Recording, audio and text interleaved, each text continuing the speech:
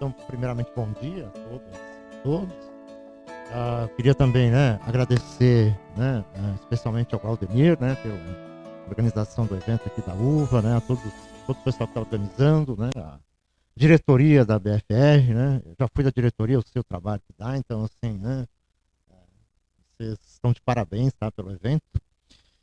Eu trouxe aqui uma fala, tá? Eu vou fazer igual o Porsche também, igual o Agnaldo. Acho que a gente tem que começar a contar a nossa história, do que a gente está fazendo. Lá em 2017, tá, eu publiquei um primeiro artigo na Open Theology, a convite, um número que eu e o Agnaldo organizamos junto com o Charles Talhaferro, tá, sobre sincretismo na filosofia e sincretismo na América Latina. Foi minha primeira tentativa de trabalhar a questão do sincretismo como uma categoria filosófica. Pois, eu publiquei mais um aproximando do teísmo clássico, na European Journal for Philosophy of Religion, e o último, que eu tratei um pouquinho, de sincretismo foi, esse que o Porsche, organizou na Religious Studies. Então eu tenho já uns 8 aninhos aí, tá? Entre idas e vindas, tentando brincar um pouquinho com o conceito de sincretismo. E agora vai sair um artigo na Pensando, que está saindo um número sobre filosofia da religião lá, Pensando, o nome da revista, isso. Onde, de certa maneira, eu tento, num artigo que ficou longo pra caramba, não sei como é que vocês aceitaram aquilo, assim, meio que sintetizo, um pouquinho dessas ideias que eu tenho até então sobre sincretismo. E hoje aqui, eu dou um passo além, tá? Meu objetivo é dar um passo além nesse debate do sincretismo, que é justamente trazer ele para a questão do debate público, certo? Tá? Mas por que eu estou tentando e por que, de certa forma, eu estou motivado, a continuar debatendo o sincretismo, tá? Primeiro porque ele é um termo, para mim, muito injustiçado, tá? Assim, a gente só se apegou, ao fato ruim, de que o colonialismo, promoveu, um sincretismo, de embranquecimento no Brasil, de cristianização das tradições afro-brasileiras, certo? E meio que jogou o bebê fora junto com a água da banheira, certo? Tá? Então a gente se apegou a essas questões que são negativas realmente do sincretismo, tá? Mas esqueceu que talvez ele tenha um ponto positivo, certo? E há 2 anos atrás, mais ou menos, o Mangabeira Unger, numa entrevista à Folha de São Paulo, disse que o Brasil estava perdendo talvez uma de suas maiores riquezas, que era o sincretismo, tá? Em nome de pautas americanas, certo? E aí eu fiquei feliz, assim, porque já fazia um tempo que eu estava estudando e o Mangabeira Unger disse, olha, talvez, ele não desenvolveu isso, foi só uma frase solta na entrevista, assim, mas eu achei interessante, tá? Então eu vou tentar trazer um pouquinho dessa questão. Já perdi 10 minutos explicando a introdução, Mas vamos lá. Esse negócio de filósofo é triste, Tá. Então vamos lá. Então vou começar com religião e debate público. Tá? Primeira coisa, eu estou usando debate público, não esfera pública. Tá? Esfera pública mais, de uma tradição, germânica, tá? Eu estou usando mais a da tradição, anglo-americana, que tenta trabalhar a noção de debate público. Isso é importante porque não há uma separação, então, tá? Propriamente, tá? Entre uma esfera privada, tá? E uma esfera pública. Tá? Mas mesmo nesse debate, quando a gente fala em debate público, tá? Vocês já devem ter ouvido esse tipo de coisa. A igreja tem que estar separada do Estado, o que é bem legal, porque parece que a única coisa que importa no debate público é a igreja, tá? Católica, então pode ter razão. Então você já tem um epistemicídio aqui, tá? Certo? Tá? Quando nós filósofos da religião debatemos, debate público, a gente já mata todo o resto aqui quando a gente fala isso, certo? Tá? Como se o debate público se reduzisse a isso. A gente tem, uma distinção, que vem lá do iluminismo entre a esfera pública e a esfera privada, vocês já devem ter ouvido falar disso também, A gente tem, coisas do tipo, os argumentos religiosos devem ser limitados para o debate público e para a tomada de decisões políticas, Se vocês lerem um pouquinho do Habermas, do Rawls, vocês vão encontrar um pouco disso lá. Espero que não tenha muitos habermasianos e rawlsianos aqui para me bater, porque a palestra vai ser completamente contra eles, tá? Liberdade religiosa, tá? E neutralidade do Estado em questões religiosas, Então, assim, essa ideia de que, bom, né, o Estado deve permitir a liberdade religiosa, mas deve ser neutro, tá, em termos de religião, e que o debate público deve ser regrado a priori. Né? Essas são as grandes, né, ideias, né, que a gente sempre ouve, né, quando vai falar em debate público e religião, certo? Tá? Só que, né, assim, há muitas críticas a isso, né, a essas ideias, né, que nós, né, filósofos, repetimos, né, até o infinito, né? Por exemplo, né? Assim, eu coloquei algumas aqui, eu não vou ter tempo de ler todas elas e explicar todas essas críticas, né? Mas basicamente, né? Você, né? Uma das críticas que se faz a essas visões clássicas, né? Ou padrões, né? De religião e debate público, tá? É que basicamente ela é moralmente arbitrária, injusta e contraproducente, tá? Por quê? Porque no fundo você está colocando, né, um peso muito grande, né, no religioso, né, dizendo que ele precisa abandonar a sua vida religiosa para entrar no debate público, né? Então, né, assim, é arbitrária porque geralmente isso não é pedido, né, de outros grupos, né, não religiosos. Por exemplo, ninguém pede ao marxista que ele pare de ser marxista no debate público, né? Ou ninguém pede ao liberal, né, que ele pare de ser liberal para entrar no debate público, né? Então, marxismo e liberalismo são considerados razões válidas no debate público, né?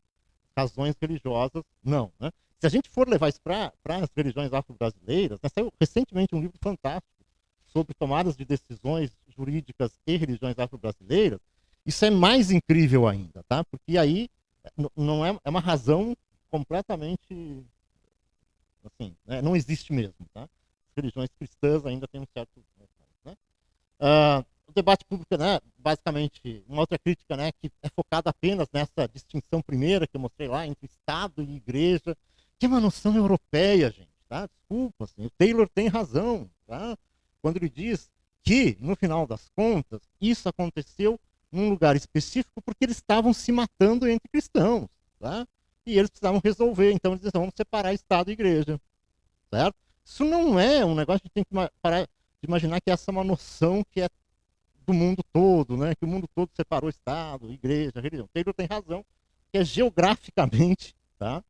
Determinado, é europeu isso, né? Lá das guerras religiosas europeias, né? Mas a gente está muito centrado nisso, tá?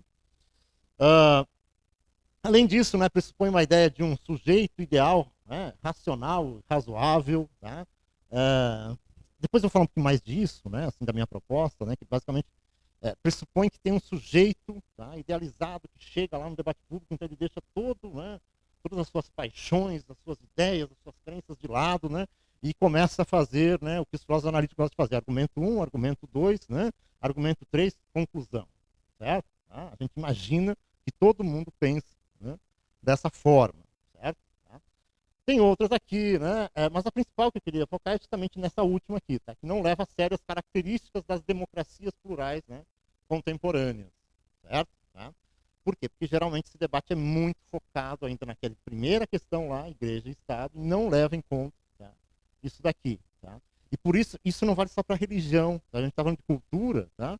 Um pouco disso é válido também, tá, para subculturas, tá? As subculturas, né, elas precisam de alguma maneira traduzir, tá, para uma suposta racionalidade, tá, para serem entendidas, né, porque elas não são entendidas realmente como subculturas, né, como partes da cultura, né, em democracias plurais. Falando em subculturas, daquelas, né, culturas, né, de menos expressões, né, com menos participantes, né, dentro do debate público.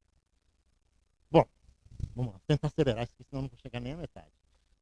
Então, né, a proposta, né, alternativa, né, que eu vou pensar aqui, mas eu vou ficar só num ponto, tá, que é que nós deveríamos pensar o debate público em vez, né, de um debate lógico, argumentativo, deliberativo, tá, e um debate conversacional sincrético, tá, que leva em conta a imprevisibilidade das democracias, tá, que elas são sistemas, né, de desacordos persistentes, tá, ou seja, democracias vão ter desacordo sempre, tá, que, né, são criativas, né, quanto mais pluralidade. Eu tenho o Alcino conhece, tem trabalhado com o Bruno um pouquinho nisso lá, assim, quer mostrar, né, alguns debates que mostram que quanto mais plurais são, né, os debates sobre tomadas de decisões, melhor eles são, tá? Então já tem cálculos, né, estatísticos mostrando isso, tá? Quanto mais plurais você tem, né, uma, um debate mais criativo ele é, tá, na sua saída. Ateleológico, tá, ou seja, depois eu vou ficar um pouquinho nisso, assim, que talvez, né, a gente é um pouquinho a ideia de que não tem um final pré-definido, tá, já, tá, que basicamente é uma construção coletiva. Tá. Uma ideia, né, de que, no fundo, né, essas democracias, né, deveriam promover o livre mercado de ideias, e aí eu falo de livre mercado, na ideia de livre mercado de ideias, tanto de John Stuart Mill, tá, quanto da ideia de mercado das religiões afro-brasileiras, né, como um espaço de trocas, fusões, cruzes, tá. Mas eu vou focar aqui, tá, basicamente nesse ponto aqui, no sincretismo como uma sabedoria, né, e categoria público-político-cultural. Tá. A ideia de sincretismo como uma sabedoria eu já desenvolvi em outros momentos, tá? Assim, depois eu posso passar os textos, né? Mas no texto que está na Religious Studies eu defendo, tá, o sincretismo como uma sabedoria, tá? Propriamente, tá? Assim, que é uma sabedoria muito própria, né, das religiões afro-brasileiras, mas também você vai encontrar, né, na religião popular chinesa, né, na religiosidade japonesa, aí assim por diante. Então não é uma exclusividade nossa. Né?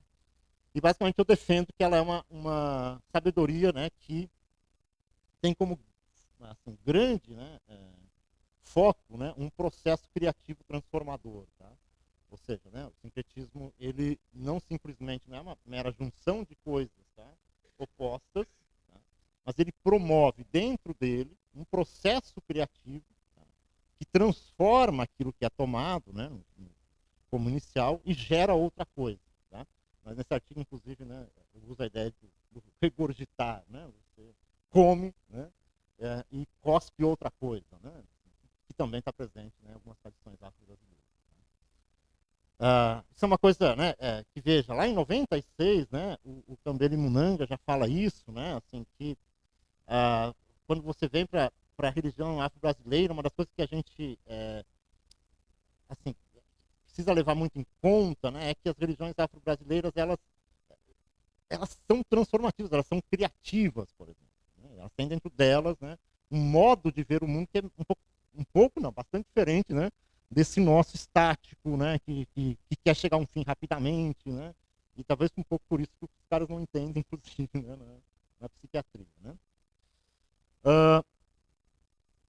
Assim, tem, né, alguns autores, né, que vão falar também, né, em blend de ideias, né, assim, então essa ideia de sincretismo como sabedoria, ela está presente, né, em vários autores, em várias discussões, né.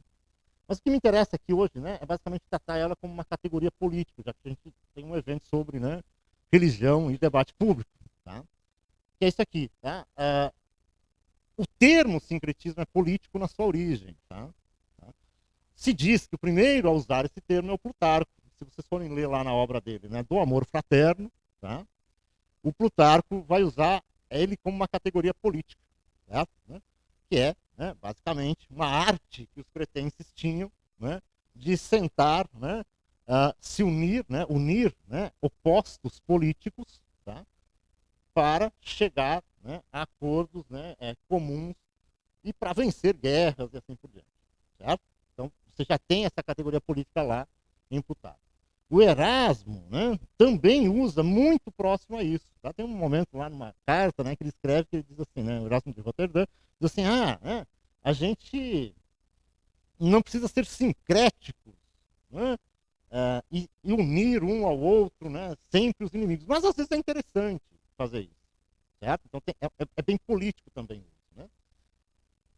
Quem começa a incomodar e se incomodar com o sincretismo é esse carinha aqui, tá? É o chamado, desculpa, né? É o Jorge Calixto, lá no século XVII, tá? Que muda a etimologia, então não é mais essa união de diferentes para um bem comum, tá? E começa a usar numa noção depreciativa, né? Ele é protestante e ele está justamente dizendo que, né, o Eduardo até balançou a cabeça aqui, né? Assim, e basicamente ele está tentando retornar, né, ao purismo cristão e tal, e ele acha que o sincretismo é e acusa, ele usa justamente, né, nesse sentido de comistura, né, como uma fusão artificial, né, assim, não essencial, né, para as religiões, né, que, de certa forma, deturpa elas, e assim por diante, né? Ah, Aí, assim, a história desse conceito, né, depois do século XIX, ele é tomado, né, pela, né, ciências da religião, né, pela antropologia, é discutido muito, tá? Mas ainda no século XVIII você encontra alguns autores tentando pensar na etimologia da palavra, né, da palavra sincretismo, relacionando com kratos, né, do grego poder, né? Eu nunca falei tanta palavra bonita numa fala, assim, tá? Assim, tipo, kratos, poder e tal, né? Mas é que eu achei bonitinha essa história, tá? Do sincretismo. Né? 5 minutos, vai dar tempo, então, tá? Então, basicamente, né, o que essa história conta? Tá? Que, basicamente, ela foi usada durante muito tempo, né, historicamente, como uma categoria política, certo? Tá? E uma categoria política justamente de resolver desacordos persistentes, certo? Tá? E que talvez nós devêssemos recuperar também, tá? E eu não estou dizendo que sincretismo é só isso, tá, gente? Então, muito cuidado com isso, não estou dizendo que sincretismo é só isso, tá? Mas é uma das faces, tá, do sincretismo, certo? Justamente como essa tentativa de resolução de desacordo. Bom, tá? Mas por que isso é importante? Tá? Porque a gente sempre pensa, né, em culturas, né? Esse é um mal nosso, eu acho, né? A gente sempre pensa em culturas como muito próximas a tradições petrificadas, assim, né? Ou seja, não, a cultura, né, sei lá, de Sobral, né? Então você tem a cultura de Sobral, é essa, né? Então, sei lá, a gente imagina que daqui, né, a 200 anos Sobral vai estar do mesmo jeito, com a mesma cultura, com as mesmas pessoas, né? E não é assim, tá? Culturas, na verdade, tá? Como diz, né, o Said, né, longe de serem coisas unitárias ou monolíticas ou autônomas, né? Culturas assumem mais elementos externos, alteridades e diferenças do que elas conscientemente excluem. Tá? O que isso quer dizer? Né? Basicamente, culturas, tá? Elas estão sempre coexistindo, relacionando-se, interagindo umas com as outras. Certo? Tá? O mesmo, eu tenho defendido isso, né, junto com outros autores aí que eu coloquei, o mesmo acontece nas religiões, mesmo que conscientemente elas excluam o sincretismo. Certo? Tá? Mas sincretismos acontecem. Se você pegar a história das religiões, você vai ver que as religiões são sincréticas. Tá? E o sincretismo, tá, como categoria política, ele pressupõe, de certa maneira, né, eu tomo esse termo próximo aí da Chantal Mouffe, né, uma espécie de interação agonística, tá, entre sistemas, muitas vezes incompatíveis de discursos e práticas, a partir de um encontro, tá, que envolve conflito. Tá? Sincretismo envolve conflito.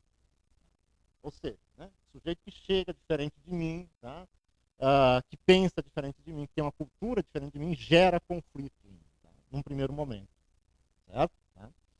Então, né, o debate público também tem essa característica. Né? Ela é um espaço-tempo no qual, muitas vezes, sistemas incompatíveis de discursos e práticas se encontram e onde há conflito. Tá? E a gente se espanta com o conflito no debate. O filósofo fica meio espantado, né? Quando ele gosta de brigar na mesma. Quando tem um debate público, ele fica espantado com o conflito. Né? E democracias plurais, então, deveriam realmente levar a sério o pluralismo, tá? E não abrir mão dele em nome de um consenso idealizado que fantasia a possibilidade de deixarmos de lado nossas formas de vidas humanas, repletas de práticas, crenças e modos de ser e existir, tá? E, de certa maneira, assumir essa ideia de debate público como um espaço de conflito. Certo? A coexistência de conflito, consenso provisório, fluxo e equilíbrio dentro de um sistema democrático fornece, estou lendo agora, senão não acabo, tá? Fornece uma chave para a compreensão da qualidade variável, híbrida e indeterminada de qualquer projeto democrático. Tá? Essa é uma das coisas interessantes da democracia. Tá? Nós não sabemos 100% o que vai acontecer. Certo? Tá? Ela tem uma indeterminação, tá? Ela é híbrida. Diferentes grupos podem, né, por um determinado momento, né, ter maior relevância que outros. Certo? Tá? Então ela meio que não combina, democracias plurais meio que não combina com aquela ideia nossa do filósofo, que é um pouquinho, né, que teu amigo falou, né, esqueci, fugiu o nome dele agora. E o Martin Graça falou, né, assim, basicamente, não tem essa unidade, né, necessária, né? Não é que a pluralidade ela precisa entrar numa unidade, né? Democracias plurais, elas se caracterizam justamente, tá? Por terem essa espécie de indeterminação, por serem híbridas, variáveis, certo? E a categoria sincretismo, a meu ver, pode, de alguma maneira, contribuir com um modelo de democracia que incorpora expectativas conflitantes e que impulsiona concorrências, né, em prol de uma autodefinição coletiva, não previamente constituída, que leva à criação de novos mundos e novas ideias, harmonizando internamente ao sistema público político aquilo que antes era visto como incompatível. E aí vai ter muito, né, que eu não vou falar aqui, não vou ter tempo, é um pouquinho da ideia de democracia agonística, né, da Chantal Mouffe. Tá? Estou voltando a Wittgenstein também. Né? Certo? Tá? Só um minuto, estou concluindo. Tá? Então, o sincretismo, tá, reflete tanto uma tensão criativa quanto um equilíbrio condicional entre forças em conflitos. Tá? Processos sincréticos, né, a sociedade se engaja ativa e criativamente na auto-instituição e na construção de mundo, fazendo com que novos mundos venham à existência ou se transformem criticamente. Né? Mas o que isso tem a ver com religião, para finalizar? Certo? Tá? Basicamente, né, se a gente levar em conta a ideia de sincretismo como uma categoria política, o debate sobre a religião, tá, nós vamos ter que deixar de lado um pouquinho a ideia de que a religião pertence a uma esfera privada, certo? Então ela é pública, certo? E religiões são públicas, né? Assim, isso é uma coisa que sempre me soa estranho, assim, né? Como que é privado, né? Porque, na verdade, elas fazem um monte de asserções morais, políticas e tal, no debate público. Então, está no debate público, tá? A religião, então, né? Basicamente, ela deve, de alguma maneira, participar do debate público, certo? Mas nós temos que abandonar a ideia de que ela, para participar, ela tem que ser regrada, né? Que colocar uma coleira nela, dizer assim, não, agora você vai só falar isso, certo?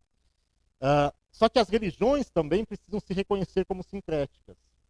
E esse é o grande problema, esse é um trabalho interno, né, as próprias religiões, porque elas precisam se reconhecer, no fundo, tá, como tradições ou culturas humanas que estão se fazendo criativamente durante a história. Certo? Então tem um duplo viés. Tem um viés pro, né, pro leigo, mas tem também para o religioso. Certo? Ambos precisam justamente se entender como participantes, né, de um processo. Certo? Isso, não vou parar de falar mais. Tá? Basicamente é isso. Tá? Essa aqui é um pouquinho da bibliografia que eu utilizei. Tá? Obrigado, não vou tomar mais tempo, depois a gente pode discutir.